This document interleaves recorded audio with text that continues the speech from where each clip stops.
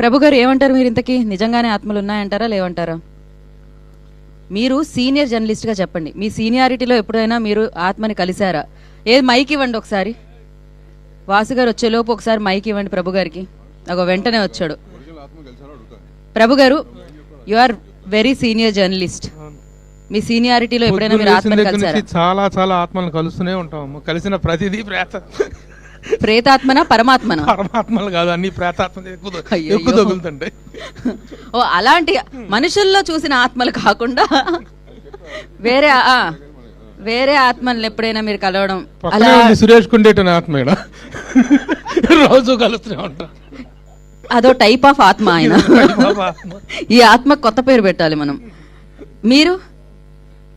మీరు ప్రశ్నలు అడుగుతారు కదా, ఇవాళ మిమ్మల్ని అడిగామన్న విషయాన్ని గుర్తుపెట్టుకొని మీరు ఆన్సర్ మాత్రమే చేయండి, మళ్ళీ ఎదురు ప్రశ్న వేయకండి. మీరు చిన్నప్పుడు తెలిసి తెలియని వయసులో ఆత్మ ఉందనేది అలా వచ్చినప్పుడు భయపడ్డ సందర్భాలు చాలా ఉన్నాయి కదా. కొంచెం కిటికీ డోర్ అలా ఓపెన్ అయినప్పుడు, రాత్రి అయినప్పుడు, చట్నీ చూసినప్పుడు, అది వెంటనే స్పందించిన వాసు గారు అది దెయ్యంగా ప్రకటిస్తున్నారు.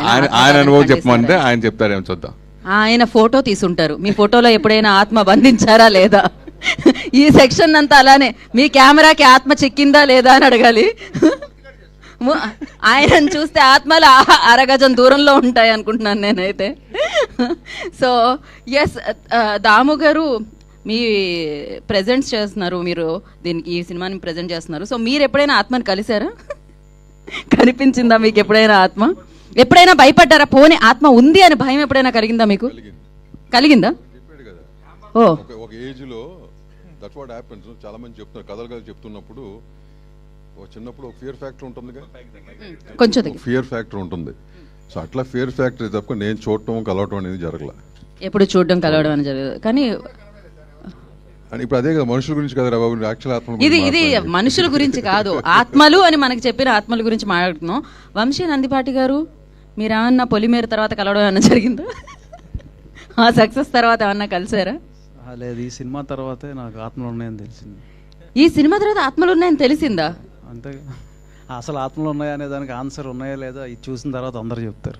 ఓ, ఈ సినిమాలో మనకు అసలు ఆత్మలు ఉన్నాయా లేదా అనే ఒక క్లారిటీ వస్తుంది అని ఇప్పుడే వంశీ నందిపాటి గారు మైక్ సమక్షంగా తెలియచేయడం జరిగింది. అయితే మనం 12 తారీఖు చూడాల్సిందే I think. Let's. So yeah, Bunny Vas గారు ఎక్కడున్నారండి? వచ్చేసారేమో అనుకున్నాను నేను. స్టార్ట్ నేను వస్తే ఆయన వచ్చినట్టు. ఆయన ప్రేక్షకుల ఆత్మబలం తెలుసుకొని సక్సెస్లు ఇస్తున్నారనమాట వీళ్ళిద్దరు కాంబినేషన్ గా చేరి. తారక్ గారు మీరేంటి? ఆయన బదులు నేను చెప్తాను, ఆయన పాలకొల్లో చాలా ఆత్మలు చూసాడు ఆయన. నాకు ఇదివరకు ఒకసారి చెప్పాడు, అందుకోసం చెప్తున్నా. పాలకొల్లు, నేను పాలకొల్లు నుంచి వచ్చాను కాబట్టి పాలకొల్లు చాలా ఆత్మలు చూసాడు ఆయన. పాలకొల్లు ఆత్మల అయితే అక్కడ విడిగా ఉంటాయేమో నాకు తెలిసి. ఏంటి, కాకినాడ ఆత్మలు, పాలకొల్లు ఆత్మలు, రాజమండ్రి ఆత్మలు ఇలా విడివిడిగా ఉంటాయి ఆత్మలు? ఉన్నాయండి ఆత్మలు. వెంకట్ గారు మీరు చూసారా? సినిమాలో చాలా చూశాను.